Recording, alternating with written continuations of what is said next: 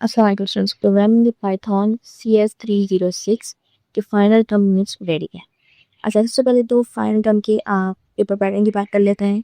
Total marks 60 होंगे, total time 90 minutes होगा, 33 MCQs आएंगे, 4 शॉर्ट आएंगे 3 मार्क्स के और 3 लॉन्ग आएंगे 5 मार्क्स के। ठीक है, कोई चॉइस नहीं होगी, सारा का सारा आपने करना होगा। लेकिन अगेन वेट करें, शायद इस दफ़ा चॉइस दे दी जाए, लेकिन चांसेस नहीं है, नो फर्स्ट पेपर पैटर्न ही फॉलो होगा।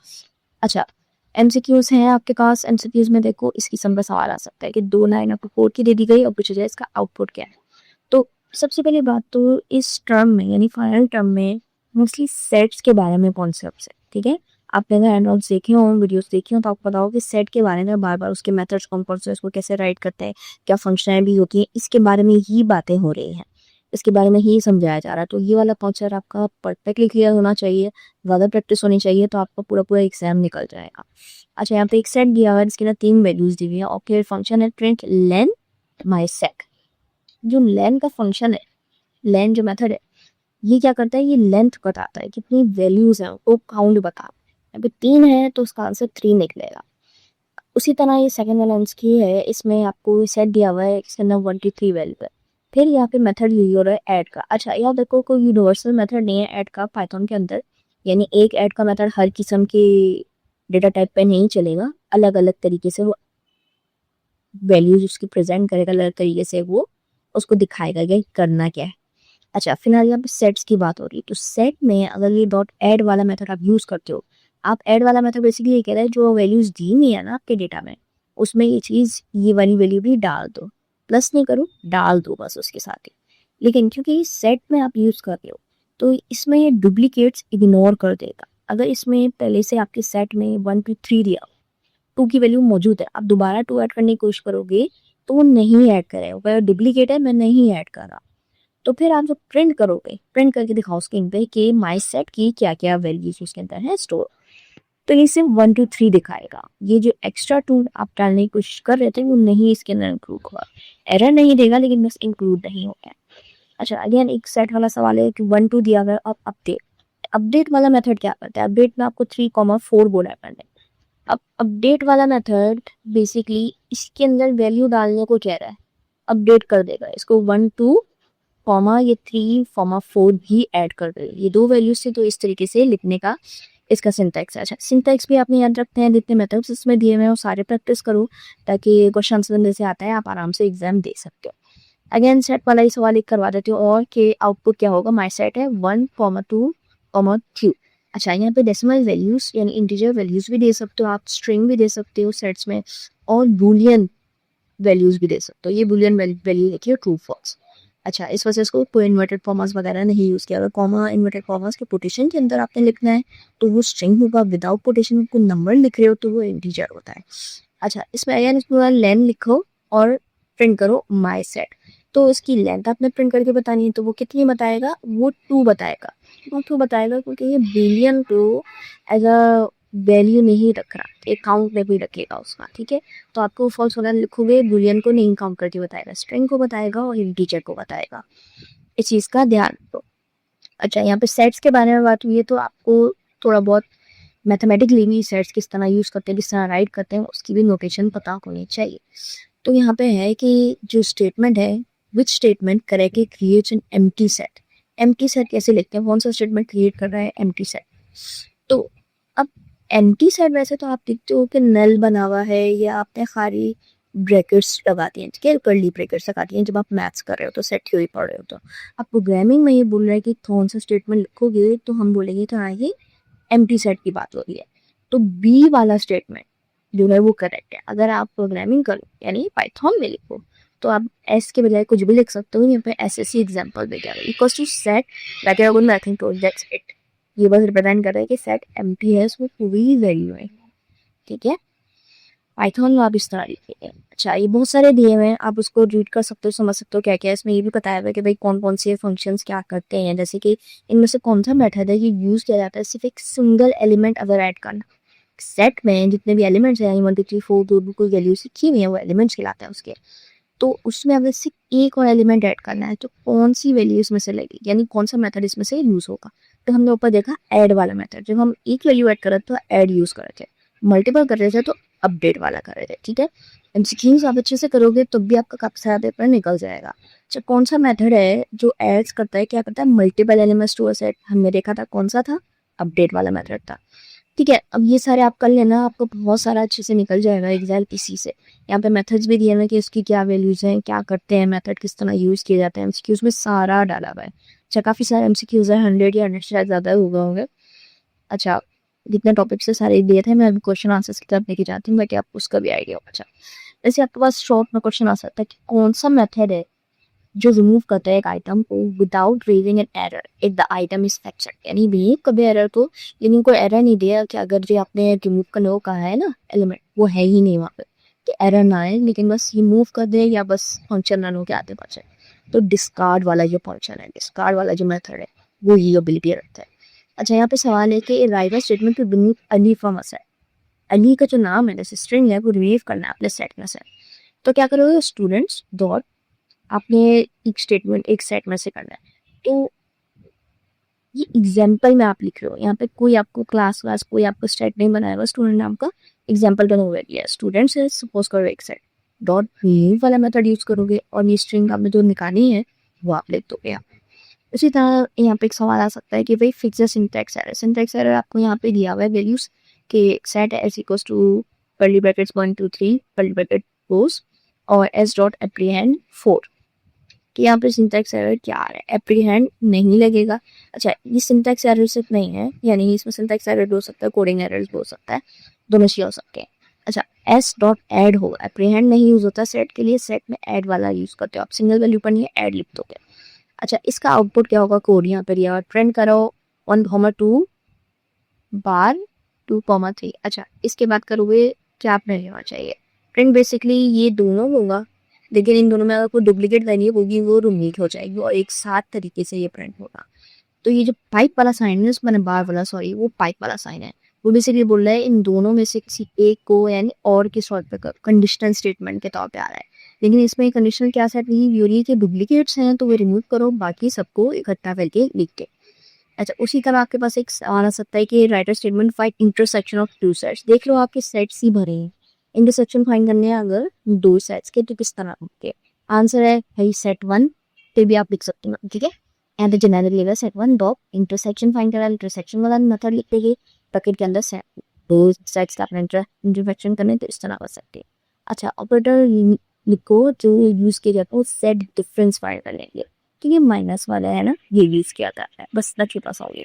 अच्छा, याद रखो कि अगेन 3 मार्क्स का सवाल है तो इतने छोटे छोटे तो नहीं होंगे, एक से दो चीजें मिक्स करके भी आ सकती हैं, लेकिन यहाँ पे आसानी के लिए सिंगल सिंगल तरीके से बने हुए हैं। बाकी लॉन्ग फॉर्मेट में किस तरीके के हैं वो भी मैं दिखा देती हूँ ताकि आपको इजी हो जाए। अच्छा, जैसे लॉन्ग में ये सवाल है, अच्छा ये आ चुका है, पिछली दफा आया था एक स्टूडेंट का, प्रोग्राम दिया हुआ था, उसमें बोला प्रोग्राम में एरर्स आइडेंटिफाई करो उन एरर्स को और उनको करेक्ट करके लिखो। तो यहाँ पे कोड दिया हुआ है नंबर्स, फर्स्ट भी ये सेट दिया हुआ है, एम्प्टी सेट बना, तो यहाँ पे दिया है उसमें ऐड कर दो 10, फिर आप प्रिंट कर दो 20, फिर प्रिंट कर दो नंबर्स। अब इसका करेक्ट वर्जन ये होगा कि इस तरह लिखो, numbers equal to set bracket का मेरे को क्लोज, यहाँ पे क्या लिखा होता है, यहाँ पे ऐसे ब्रैकेट्स बना लेते हैं, हमने एम्प्टी सेट ऊपर देखा किस तरह लिखते हो, सेट का नाम लेते हैं इक्वल टू और ये सर्कल वाले ब्रैकेट्स नॉर्मल ब्रैकेट्स है वो यूज करते हो। अच्छा, numbers equal set bracket open bracket close, set बना रहे हो आप, इसलिए नंबर डॉट ऐड यूज होगा, एप्रीहेंड नहीं यूज होगा, जो वैल्यू आपने करनी है एप्रीहेंड वो करते, ठीक है, जो आप डालना चाहते हो वो ऐड कर दो। एंड देन वो ऐड वाला जो 10 था वो तो सही था, लेकिन एप्रीहेंड 20 तो नहीं होगा, एप्रीहेंड तो आप ऐड कर देंगे, फिर 28 कर दोगे, सिंपल एक्सप्लेनेशन दीजिए। अच्छा, वहाँ पे लिखा हुआ है कि आइडेंटिफाई करो और उनको करेक्ट भी करो, तो ऑब्वियसली आप थोड़ी सी एक्सप्लेनेशन लिख सकते हो कि कहाँ पे क्या गलती थी, क्योंकि आपको आइडेंटिफाई करने को बोला गया कि ढूंढो पहचानो कहाँ है गलती। तो कर्ली ब्रैकेट क्रिएट करता है ये एम्प्टी डिक्शनरी, लेकिन ये एम्प्टी सेट ही क्रिएट करता है, डिक्शनरी अलग है सेट अलग है, सेट्स यूज करते हैं ऐड वाला मेथड, अब्राहम वाला नहीं करते, ये चीज याद है। अच्छा, एक प्रोग्राम लिखना है आपको काइकोन का जो रिमूव करता है डुप्लीकेट्स वैल्यू एक लिस्ट में से यूजिंग अ सेट, नंबर यहाँ पे दिया हुआ है आप लिख दो कोई, ठीक है। अब फिर प्रोग्राम जो है अपने खुद ही क्रिएट करना है, फुल तो नहीं आते, प्रोग्राम क्रिएट करने है कि थोड़ी सी 2-3 लाइन रास्ते फिक्स करनी होती है, या ये फुल भी आ जाए तो कोई जाती है 90 को देख कर इजीली खोल है। तो आप है खुद ही बना लिए नंबर्स और ये सारी लिस्ट आपने क्रिएट करी, लिस्ट रे स्क्वायर ब्रैकेट यूज करोगे, यूनिक नंबर्स के आपने बोला है कि उसकी सेट के तौर पर कन्वर्ट करके डालना है। यूनिक नंबर से पावर स्पेशल यानी डुप्लीकेट रिमूव करना है। लिस्ट यूज कर रहे हो ना, ये लिस्ट है ना, स्क्वायर ब्रैकेट शीट लिस्ट लिखोगे कीवर्ड नेम, तो उसके बाद सेट लिखोगे, सेट चाहते हो इसका बनाना, और नंबर सिस्टम लगेगा, ये नंबर्स वाला जो नेम है वेरिएबल प्रिंट करना है यूनिक नंबर्स। तो अब ये क्या करेगा, ये जितनी भी इसमें डुप्लीकेट होंगे ना मूव कर देगा, 20 और 40 डुप्लीकेट्स में आ रहा है, मूव कर देगा। ऐसे जो यूनिक नंबर्स हैं यानी डुप्लीकेट्स नहीं बन रहे वो प्रिंट हो जाएंगे। 10 20 दो बार की वजह एक बार होगा, 30 भी एक ही बार था, 40 दो बार था उसकी वजह एक ही बार होगा, और फिर 50 तो एक ही बार। उसी तरह देख डिक्शनरी और सेट्स में दोनों चीज़ें आपने करनी है। आप अगर इनका कॉन्सेप्ट थोड़ा अच्छे से कर लोगे, इनके सारे मेथड्स कर लोगे, इनकी सिंटैक्स कर लोगे, आपका एग्जाम की आंख बन करके हो जाएगा। अच्छा, इसमें डिक्शनरी क्रिएट करनी है स्टूडेंट इन्फॉर्मेशन की, जो कि बेसिकली ये नेम एज और सिटी वगैरह कंटेन करती है। अपडेट करो सिटी को, ऐड करो जीपीए को, डिस्प्ले करो अपडेटेड डिक्शनरी। फिर ये वाला सवाल है आधे से ज़्यादा पूरा हुआ आता है, एक दो पॉइंट्स आपको बोले जाते हैं कि अपने फिक्स कर। अगर बिल्कुल आपका कोड भी देखो तो ऐसा होगा, आपका ऑब्जेक्ट बनाया इस तरीके का, नेम ऑब्जेक्ट में अपने नेम अली रखी, एज 20 कर दी, सिटी ड्रॉप कर दिया। अब स्टूडेंट सिटी बात ऐसे चेंज हो सकता है, अपडेट हो सकता है, और CGPA इस तरीके से चेंज किया है। प्रिंट कर दो स्टूडेंट को, तो वो नई वाली के अपडेटेड वर्जन आपने डाले हैं, न्यू वेरी ट्रांसपेरेंट की वो इसके अंदर मानेगा, और फिर वो उसको चेंज। देखो ये सवाल जो आता है ना किस तरह आते हैं, ये स्टूडेंट और ऑब्जेक्ट्स पूरे बने हुए होते हैं, ठीक है, और आपको बोला जाता है कि भाई अपडेट कर दो सिटी को और GPA को ऐड कर दो। तो फिर आपने ये दो लाइन अलग से लिखनी है जो आप प्रिंट करने देते हैं, बस इतना सा आपका कोड आता है।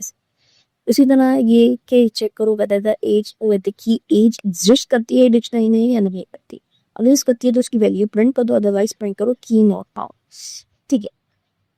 अच्छा, यहाँ पे आपके पास दिया हुआ है की एज और इसकी वैल्यू दीजिए। अच्छा याद रखो कि अगर इस बच्चे को नहीं समझ में आता, आपने ऑब्जेक्ट्स नहीं पढ़े, तो मैं आपको ये सिंपल सा बता, इस तरीके से जो फॉर्मेट दिया हुआ है स्टूडेंट्स को, तो कर्ली ब्रैकेट और यहाँ पे कोटेशन में नेम लिखा है, कॉलन कोटेशन में अली लिखा है, और फिर ये कर्ली ब्रैकेट से बात किया है। ये फॉर्मेट है ऑब्जेक्ट राइट।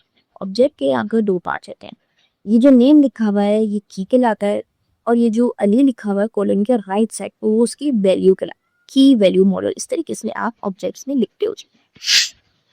अच्छा, ये कह रहा है कि फाइंड करो कि की एग्जिस्ट करती है या नहीं करती एज लाइन की।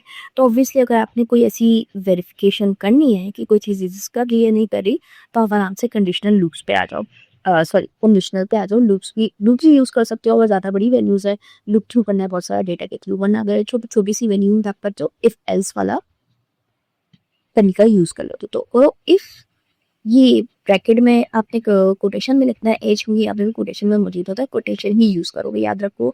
सिंटैक्स बहुत ज़रूरी है, आपने कोटेशन में लिखा, आप ऐसी बात लिख दिया कि कोई और प्रोग्रामिंग याद आ रही थी, प्रोग्रामिंग में नहीं याद आ रही थी, हमने उसका कर दिया, तो यह गलत हो जाएगा, याद रखो। ये लॉजिक नहीं पूछ रहा होता, ठीक है। बहुत सारे जो C++ वाले एग्जाम होते थे उसमें अक्सर बोलता था करेक्ट लॉजिक में लिख के दिखा दो, आपने सूडो कोड लिखना होता था, आपने रियल कोड नहीं लिखना होता, काफ़ी दफ़ा सूडो कोड लिखना होता है।